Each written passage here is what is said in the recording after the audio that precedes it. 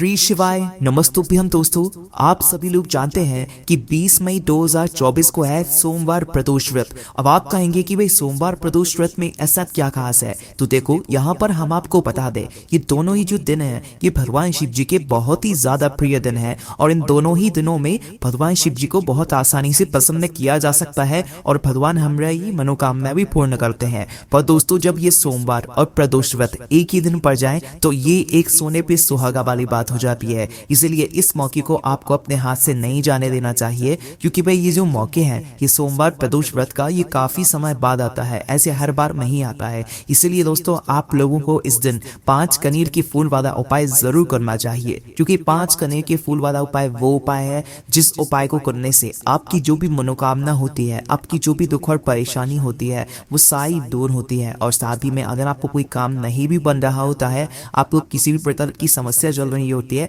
तो आपको उसमें भी यहाँ पर फायदा मिलता है। और दोस्तों, जब आप लोग इस सोमवार प्रदोष व्रत को जो कि 20 मई 2024 के दिन पड़ रहा है, इस दिन आप जो भी उपाय करेंगे इस उपाय का फल आपको बहुत ही जल्दी और बहुत बड़ा होकर मिलेगा, क्योंकि आप इस उपाय को एक बहुत ही बड़े विशेष दिन पर कर रहे हैं जो कि काफी समय बाद आता है। तो दोस्तों, इस सोमवार प्रदोष व्रत को आपको 5 कनेर के फूल वाला उपाय कैसे करना है वो हम आपको यहाँ पर समझाते हैं। उससे पहले जब भी हम कोई उपाय करते हैं तो उस उपाय के बारे में भी ये बातें जानना होती हैं कि आखिर वे 5 कनेर के फूल वाला उपाय हमें करना कैसे है, किसको करना है, किस समय करना है और कहाँ पर करना है। तो देखिए, सबसे पहले चीज ये 5 कनेर के फूल वाला उपाय किसको करना है हम ये समझ लेते हैं। तो देखिए, ये वाला जो उपाय है ये घर में सभी सदस्यों को करने की जरूरत बिल्कुल भी नहीं है। घर में से अगर कोई एक बड़ा मुख्य सदस्य भी इस वाले उपाय को करेगा तो उसके पूरे घर परिवार को इस उपाय को करने का फल मिल जाएगा। पर वो एक घर का बड़ा मुख्य सदस्य होगा कौन जो कि इस वाले उपाय को करेगा? तो देखो, जहां पर हम आपको बता दें कि 5 कनेर के फूल वाला जो उपाय है ये घर की बड़ी माताओं बहनों में से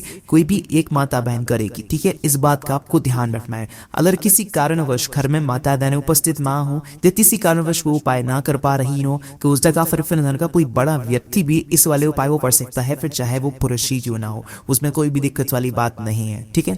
तो ये बात आप लोग समझ रहे कि विशेष रूप से घर की जो बड़ी माताएं बहनें हो उन माताओं बहनों में से कोई भी एक माता बहन इस 5 कनेर के फूल वाले उपाय को कर सकती है, ठीक है। उसके बाद में दोस्तों, इस 5 कनेर के फूल वाले उपाय को हमें करना इस समय है। तो देखो, सोमवार का दिन और प्रदोष व्रत का दिन हम आपको बता दें कि दोनों ही समय बहुत ही उत्तम है इस उपाय को करने के लिए। चाहे आप सुबह के समय 20 उपाय को करेंगे तो भी आपको बहुत ही अच्छा फल मिलेगा, और शाम के समय प्रदोष काल में करेंगे तो भी आपको इसका बहुत ही बड़ा फल मिलेगा। उसको क्या कारण है, क्योंकि शाम का जो समय होता है, प्रदोष काल का जो समय होता है, उस समय में दोस्तों ये प्रदोष व्रत के दिन का सबसे अच्छा समय होता है, जिस समय भगवान शिव भी आपसे प्रसन्न होते हैं। तो आप 5 कनेर के फूल वाले उपाय को सुबह के समय भी कर सकते हो और शाम के समय भी कर सकते हो। सुबह कर रहे हो 10, 11, 12 बजे तो उपाय कर लेना, बाकी सुबह जितना जल्दी हो सके उतना जल्दी उपाय करने की कोशिश करना तो ज्यादा अच्छा रहेगा। और शाम के समय की बात करें तो शाम को 6 बजे से लेकर आप 8 बजे के बीच में कभी भी आप उपाय करोगे आपको उपाय का फल जरूर मिलेगा, ठीक है। तो इस बात को आप लोग समझ गए। अब ये जो 5 कनेर के फूल वाला उपाय है ये होगा कहाँ पर, क्या हमें घर पर करना है या हमें शिव जी के मंदिर में जाकर करना है? तो देखो, ये 5 कनेर के फूल वाला उपाय शिव जी के मंदिर में जाकर ही होगा, यह आपकी घर पर नहीं होगा। इस बात का आप लोगों को विशेष रूप से ध्यान रखना है, ठीक है। तो आपको अपने घर पर क्या करना है कि भाई बस उपाय की तैयारी को बल्कि शिव जी के मंदिर पहुंच जाना है, ठीक है। ये बात आप लोग समझ गए। उसके बाद में दोस्तों अब आती है मेन बात, ये 5 कनेर की फूल हमें लाना है कहां से? तो देखो, 5 कनेर की फूल अब आपको हमें बताने की जरूरत नहीं है कि ये पेड़ से आपको तोड़कर लाने हैं, या आप किसी दुकान पर दिखते हुए दर पर में ही मिलेंगे, ठीक है। और जहां पर भी ये कनेर का फूल लगा हुआ होता है वहां पर आप अच्छी खासी मात्रा में 5 कनेर के फूल यहाँ पर मिल जाएंगे, ठीक है। बस ध्यान रखना कि अगर आप किसी के घर के अंदर से तोड़ रहे हो तो उससे पूछ लेना। हालांकि इधर उसका पेड़ बाहर लटक रहा है और बाहर फूल नीचे भी गिर रहे हैं तो आप बिना पूछे भी तोड़ सकते हो, पर अगर उसके घर के अंदर लगा हुआ है आपका हाथ में ही पहुंच रहा है तो आप उससे इजाजत लेकर उससे पूछकर वह कनेर के फूल तोड़ सकते हो, ताकि आपको उपाय का अच्छा फल मिल जाए, ठीक है। और बाकी आपको चोरी वगैरह से वैसे फूल नहीं तोड़ना है, वैसे ये फूल आसानी से मिल जाते हैं, आपको इसमें कुछ अलग से करने की बात नहीं है। तो 5 कनेर के फूल यहाँ पर आपको सिर्फ चाहिए, जो कि आप सुबह भी तोड़ सकते हो, एक दिन पहले तोड़कर भी रख सकते हो, उस स्थिति में जब आपको सुबह एकदम से ये कनेर के फूल ना मिले, ठीक है। तो आप के आसपास जहाँ पर भी कनेर का पेड़ लगा हो वहां पर जाना और सिर्फ 5 कनेर के फूल तोड़कर लेकर आ जाना, ठीक है। ताजा फूल लाओगे तो ज्यादा बेहतर रहेगा, बाकी रात में रहोगे तो फिर उतना बेहतर नहीं लगेगा। हाँ, उस स्थिति में आप सबके लिए आपको सुबह सुबह एकदम से ना मेरे आप ही घर के आसपास इतने का पेड़ ना हो और आप कहीं दूर से लेकर आए हो, ठीक है, तो उस समय पर आप लोग कर सकते हो। बाकी उपाय आज सुबह के समय भी कर सकते हो, शाम के समय प्रदोष काल में भी कर सकते हो, विधि वही रहेगी जो कि हम आपको इस वीडियो में बताने वाले हैं। तो देखिए 5 कनेर के फूल तो आप अपने साथ में रखोगे, पर क्या सिर्फ 5 कनेर के फूल लेकर हम शिव जी के मंदिर पहुंच जाएंगे? नहीं, आपको इसके साथ में क्या करना है, अपने साथ में पूजन सामग्री भी रखना है। हम कम से कम वाली पूजन सामग्री बताते हैं, बाकी जो लोग प्रतिदिन शिव जी के मंदिर पूजन करने के लिए जाते हैं, पूजन सामग्री लेकर जाते हैं, वो वैसे की नजर लेकर जा सकते हैं, उसमें कोई भी दिक्कत वाली बात नहीं है। तो आपको करना क्या है, तो देखो सुहाग के समय अगर आप कर रहे हो तो कम से कम 1 लोटा जल, वो भी मिट्टी का जल, वैसाख का महीना है, वैसाख का सोमवार है, वैसाख का प्रदोष व्रत है, तो वही मिट्टी का जल अगर आपको मिल जाए बहुत अच्छी बात है। रात्रि में भरकर रख देना किसी मिट्टी के पात्र में, तो वो जल सुबह आप लोग लेकर जाना। बाकी साबा जल भी लेकर जाओ, कोई भी दिक्कत वाली बात नहीं है। इसके 1 लोटा जल के अलावा जो भी पूजन सामग्री है वो लेकर जा सकते हो, उसमें कोई दिक्कत वाली बात नहीं है। और अपने उपाय की सामग्री को रखकर शिव जी के मंदिर पहुंच सकते हो उपाय को करने के लिए। जितना जल्दी हो सके सुबह सुबह उपाय करने की कोशिश करना। शाम के समय की बात करें तो अपने साथ में गोल बत्ती का, शुद्ध देसी घी का, आटे का दीपक तैयार करके लेकर जाना है। इसके अलावा आपको शाम के समय और कुछ लेकर जाने की जरूरत नहीं है, बस दीपक को घर से जलाकर नहीं लेकर जाना है, अपनी माँ से लेकर जाना है और मंदिर में जाकर जलाना है। इस बात का आप लोगों को ध्यान रखना है, ठीक है। तो यहाँ तक आप लोग बात समझ रहे। अब इसके बाद हम समझते हैं कि इस 5 कनेर की फूल वाले उपाय को आखिर आपको करना कैसे है, कहाँ पर करना है, ये बात तो आप समझ गए हो, ठीक है। तो करना कैसे है वो सुनिए।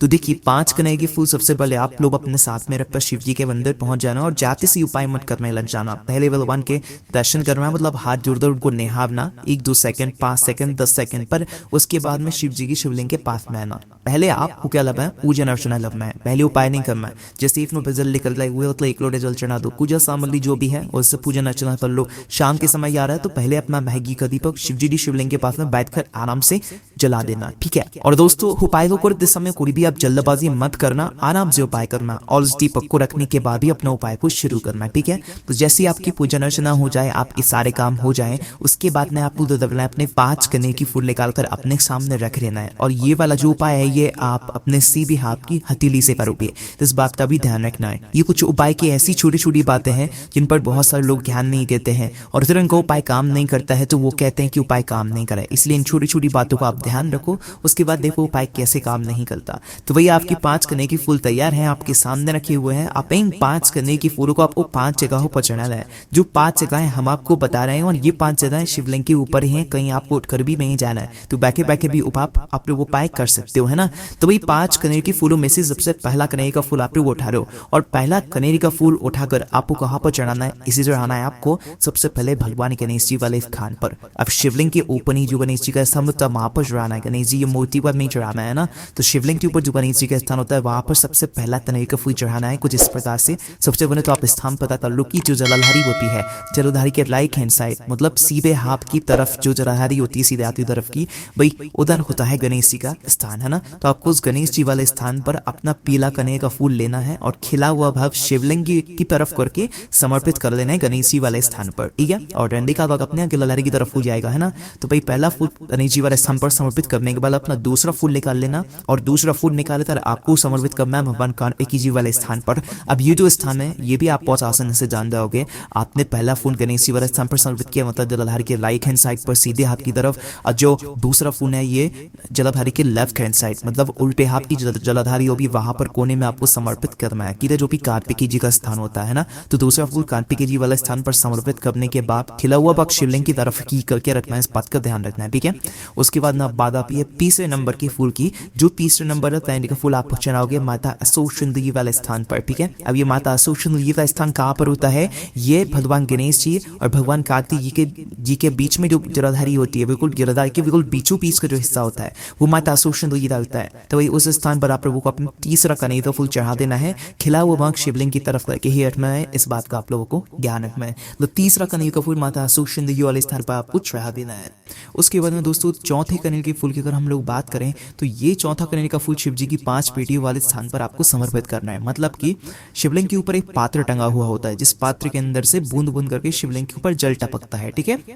और अभी इस समय आप लोगों को अपने मंदिरों में ये पात्र जरूर टंगा हुआ मिलेगा, क्योंकि अभी गर्मी का मौसम चल रहा है ना। तो आपको उस पात्र के अंदर शिव जी की 5 बेटियों का नाम लेते हुए इस चौथे नंबर की कनेर के फूल को समर्पित करना है। ठीक है, कैसे समर्पित करोगे? पहले जया, मतलब उस चौथे नंबर के फूल को अपने हाथ, सीधे हाथ की स्थिति में रखकर जया, विषहारा, शामली बारी, दौतली और देव, ये 5 नाम लोगे। उसके बाद इस फूल को उस पात्र के अंदर समर्पित कर दोगे। अगर किसी कारणवश वो पात्र उस समय ना टंगा हुआ हो शिवलिंग के ऊपर या मंदिर में ना उपस्थित हो, तो भैया आप शिव जी की 5 बेटियों का नाम लेकर इस चौथे नंबर के फूल को आप लोग जलाधारी के पास में, मतलब शिवलिंग के कटी भाग के पास में रख सकते हो। मतलब जलाधारी के ऊपर जहां पर शिवलिंग रखा हुआ है उस शिवलिंग के पास में, जलाधारी के ऊपर कहीं पर भी इस चौथे नंबर के फूल को शिव जी की 5 बेटियों का नाम लेकर आप लोग समर्पित कर दो। ठीक है, अब आपकी 4 फूल समर्पित हो गए। अब आपके पास 5वां और आखिरी फूल बचा हुआ होगा। इस 5वें और आखिरी फूल को आपको कहां पर समर्पित करना है? बहुत सारे लोग समझ भी गए होंगे कि हमें इसे शिवलिंग के ऊपर समर्पित करना है।